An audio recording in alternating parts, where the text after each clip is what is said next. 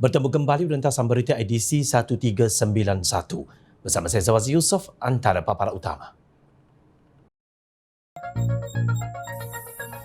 Akibat mulut, negara binasa. Latihan industri bukan buruh paksa. Jadilah pembangkang yang konklusif. Jangan bebal sangat.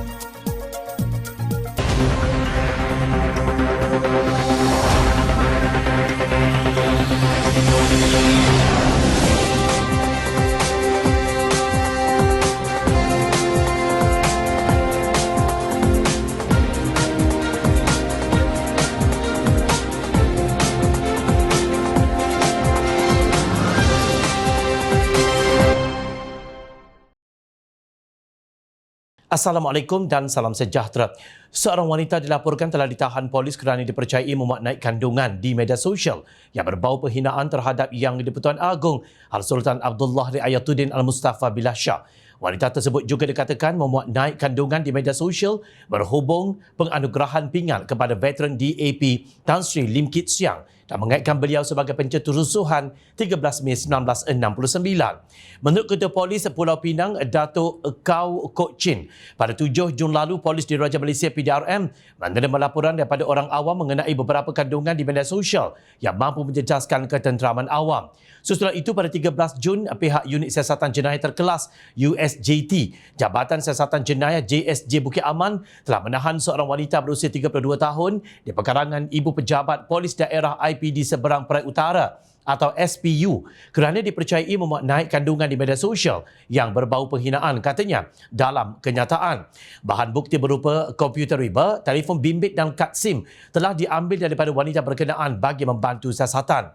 Suspek telah diberikan jaminan polis pada hari yang sama kerana mengadu sedang mengandung 6 bulan. Siasatan dijalankan di bawah Seksyen 4-1 Akta Hasutan dan Seksyen 233 Akta Komunikasi dan Multimedia, dan kes disiasat oleh USJT Bukit Aman, kata Kok Chin. Inilah yang dikatakan oleh PMX, Datuk Seri Anwar Ibrahim, pencacai atau walaun yang tidak berfikir sehingga menjadi alat yang dipergunakan untuk merosakkan masyarakat dan negara. Selain diri sendiri yang akan merana kerana mengikut kata hati tanpa menggunakan akal, wanita tersebut juga telah terbabit sebagai perosak fabrik masyarakat majmuk di negara ini yang telah menjalani kehidupan bersama selama berkurun-kurun. Benar, Perdana Menteri memberikan kebebasan sepenuhnya kepada anak muda untuk berfikir secara kritis. Namun, ini tidak bermakna kalian boleh berkata apa sahaja sehingga menjurus kepada mengajak untuk perpecahan kaum dan agama. Dalam siaran ringkas ini, Jom Channel ingin berkongsi kenapa mengeluarkan kata-kata tertentu dianggap menghina Raja-Raja Melayu, termasuk Yang di-Pertuan Agong. Buat peringatan para macai dan walaun adalah menjadi kewajipan kepada rakyat Malaysia untuk mempertahankan institusi raja sebagai benteng kedaulatan Islam di negara ini. Institusi raja merupakan adat perlembagaan dalam sistem pemerintahan watan yang mendirikan kenegaraan di tanah Melayu sejak ratusan tahun dulu. Kedudukan ini diperuntukkan dalam Perkara 71-1 Perlembagaan Persekutuan yang menjamin hak dan keistimewaan Raja-Raja Melayu menurut Undang-Undang Tubuh Kerajaan Negeri masing-masing. Kedaulatan Malaysia adalah berpaksi pada kedaulatan Raja-Raja Melayu seperti yang dijelaskan oleh Perkara 181-1 Perlembagaan Persekutuan. Hal ini diperingatkan kepada rakyat menerusi rukun negara yang kedua, iaitu kesetiaan kepada raja dan negara. Dalam hubungan ini, Raja-Raja Melayu adalah unsur penting dalam kedaulatan Malaysia yang memberi hak kepada Majlis Raja-Raja untuk memilih Yang di-Pertuan Agong menerusi Perkara 38 yang tertakluk pada Sumpah Perjawatan seperti jadual 4 di bawah Perkara 37. Perkara 3-1 Perlembagaan Persekutuan memperuntukkan bahawa Islam adalah agama bagi persekutuan. Seiring dengan itu, Sumpah Yang di-Pertuan Agong dimulai dengan kalimah suci Allah Subhanahu Wa Taala, wallahi wabillahi watallahi. Maka dengan lafaz ini berikrarlah kami dengan sesungguhnya dan dengan sebenarnya mengaku akan taat setia pada menjalankan dengan adilnya pemerintahan bagi Malaysia dengan mengikut sebagaimana undang-undang dan perlembagaan yang telah disahkan dan dimasyhurkan dan akan disah dan dimasyhurkan pada masa hadapan ini. Dan lagi kami berikrar mengaku dengan sesungguh dan dengan sebenarnya memeliharakan pada setiap masa agama Islam dan berdiri tetap di atas pemerintahan yang adil adil dan aman di dalam negeri. Maknanya jelas yang di-Pertuan Agong bertindak dalam bidang kuasa baginda yang adil kepada semua kaum dan agama di negara ini, tidak kira siapa yang menjadi Perdana Menteri. Menghina yang di-Pertuan Agong seumpama menghina kedaulatan negara Malaysia dan agama Islam. Kerana itu siasatan di bawah Seksyen 4/1 Akta Hasutan menjadi relevan dalam kes ini kerana perbuatan wanita tersebut boleh membangkitkan kemarahan rakyat akibat penentangan terhadap raja-raja dan juga ke atas kerajaan.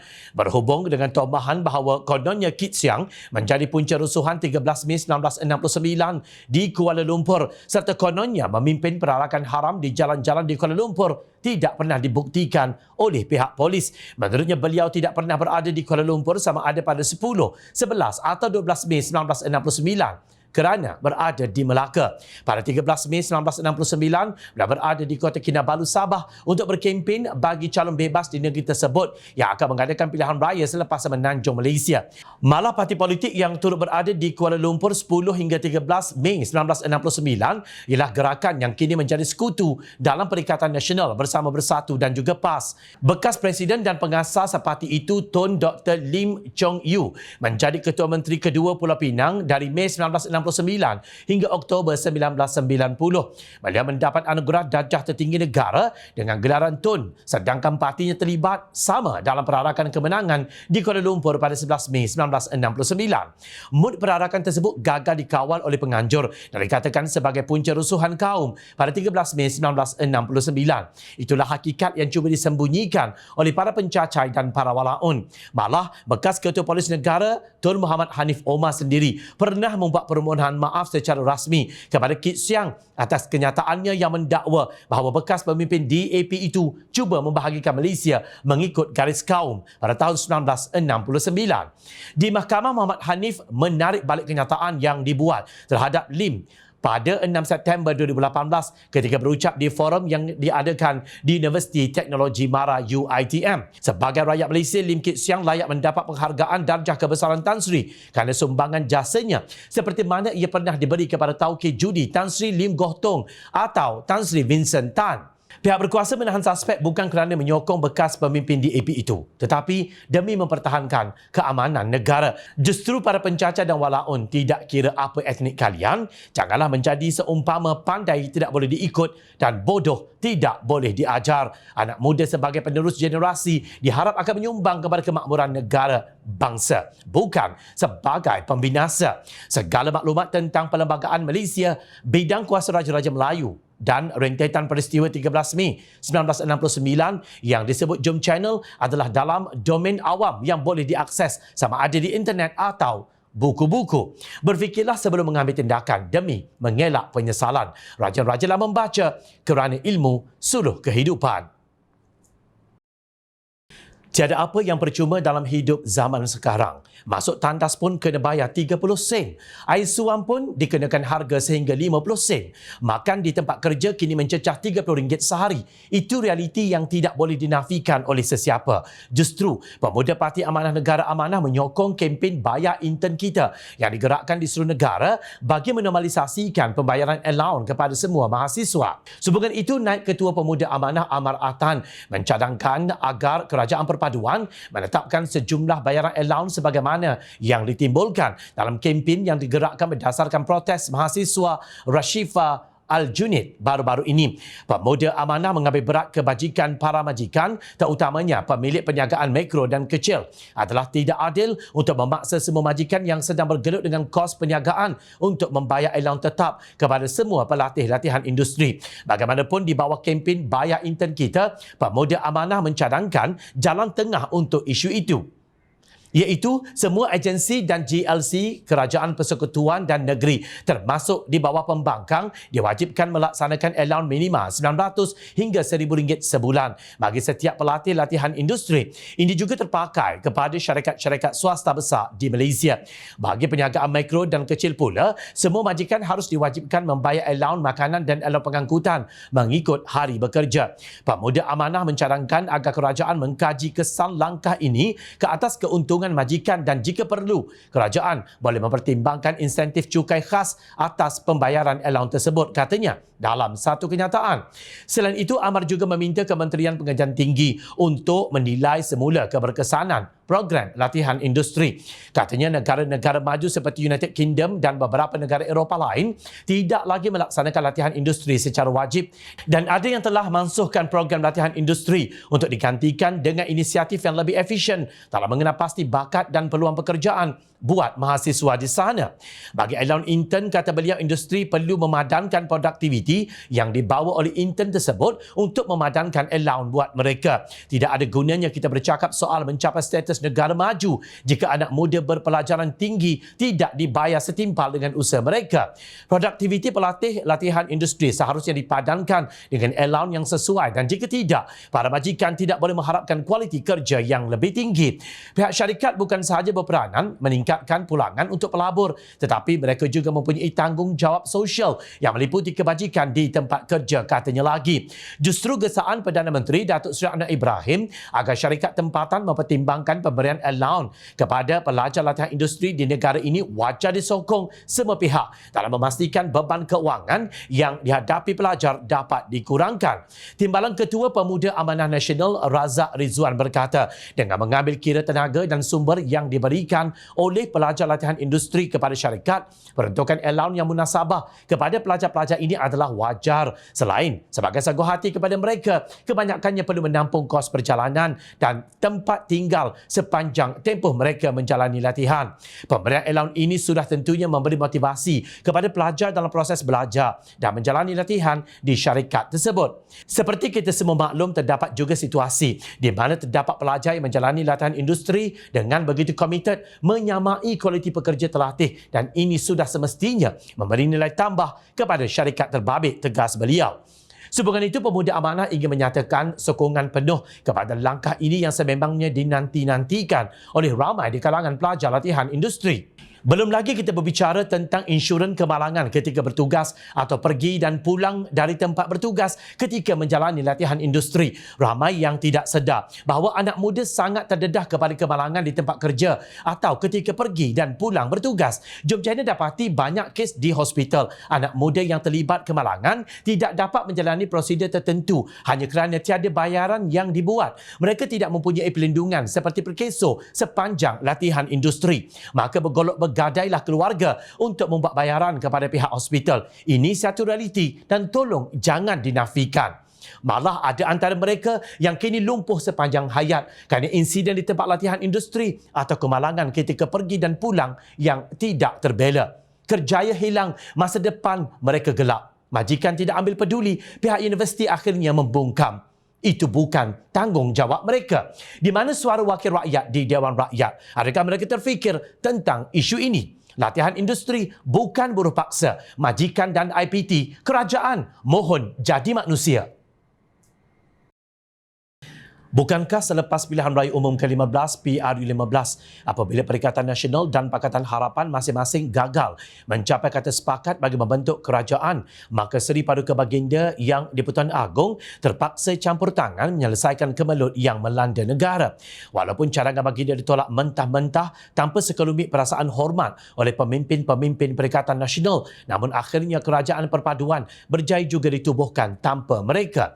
Datuk Seri Anwar Ibrahim selaku Presiden PKR dan pengerusi Pakatan Harapan berjaya mengangkat sumpah selaku Perdana Menteri ke-10 dibantu oleh pasukan underdog UMNO Barisan Nasional yang sebelumnya dicemuh teruk Perikatan Nasional diketuai oleh Presiden UMNO dan pengerusi Barisan Nasional Datuk Seri Dr. Ahmad Zahid Hamidi. Namun kelihatannya ketidakpuasan hati mereka terbawa-bawa sehingga ke hari ini. Sehingga kini kedengaran mereka meroyan ke sana sini dengan naratif kononnya kerajaan perpaduan akan tumbang. Semalam Timbalan Presiden PAS Datuk Seri Tuan Ibrahim Tuan Man menjagakan pilihan raya negeri PRN yang membabitkan 6 negeri tidak lama lagi mampu menggugat kerajaan pusat pimpinan Perdana Menteri Anwar Ibrahim. Katanya PRN kali ini kononnya amat unik dan boleh menggugat kerajaan pusat jika Perikatan Nasional PN yang ditunjangi oleh PAS dan Bersatu mampu memperolehi kemenangan di 5 daripada 6 negeri.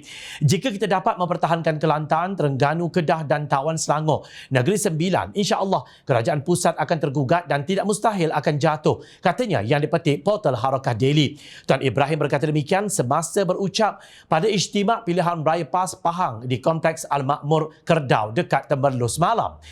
Beliau bagaimanapun tidak menyentuh mengenai Pulau Pinang dan menjelaskan bagaimana keputusan pilihan raya negeri akan memberi kesan kepada sokongan di Dewan Rakyat. Pada majlis itu, Tuan Ibrahim yang juga ahli Parlimen Kubang Krian turut mengingatkan para petugas PAS supaya sentiasa bertakwa kepada Allah. Tentera Islam akan mendapat pertolongan dari Allah Subhanahu Wa Taala disebabkan oleh kemaksiatan yang dilakukan oleh pihak musuh. Kalau bukan kerana maksiat tersebut, maka tentera Islam tiada kekuatan yang lebih daripada pihak musuh. Katanya lagi, justru Tuan Ibrahim meminta ahli jentera pilihan raya parti itu supaya bekerja dengan ikhlas dan sabar ketika berkempen.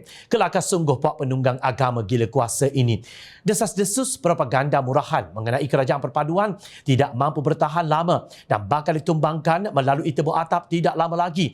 Sepatutnya jangan dilayan dan sebarang cubaan untuk menjayakannya wajar dihentikan serta-merta.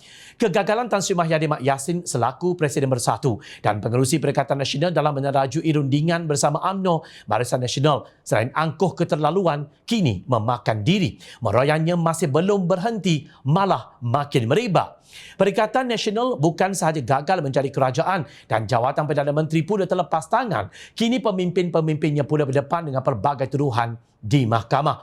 Dari mencemuh pemimpin-pemimpin UMNO sebagai kluster mahkamah, kini mereka pula dilabel sebagai kluster yang sama. Dahulu, ketika di atas bukan main angkuh menongkak langit, kini mereka terhumban terhina apabila ego sendiri gagal diatasi. Sungguh pun begitu, Perikatan Nasional masih belum serik dan cuba menumbangkan kerajaan perpaduan yang dipelopori sendiri oleh Yang di-Pertuan Agong. Malah ia diakui secara terbuka oleh pemimpinnya di Parlimen. Bukankah ini jelas satu pengkhianatan kepada baginda tuanku yang telah pun bertitah berharap agar tiada lagi pertukaran Perdana Menteri selama pemerintahannya?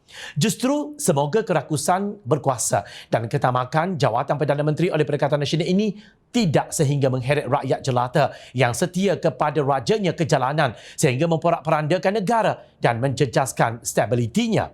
Penyokong-penyokong mereka perlu bijak berfikir dan redha dengan ketentuan Allah Ta'ala. Manakala pemimpin-pemimpinnya pula sepatutnya bersabar dan menghormati keputusan baginda dan Raja-Raja Melayu yang telah berkenan melantik Datuk Seri Anwar Ibrahim selaku Perdana Menteri ke-10 yang hakikatnya hanya memegang amanah menerajui kerajaan Seri Paduka Baginda yang di-Pertuan Agong.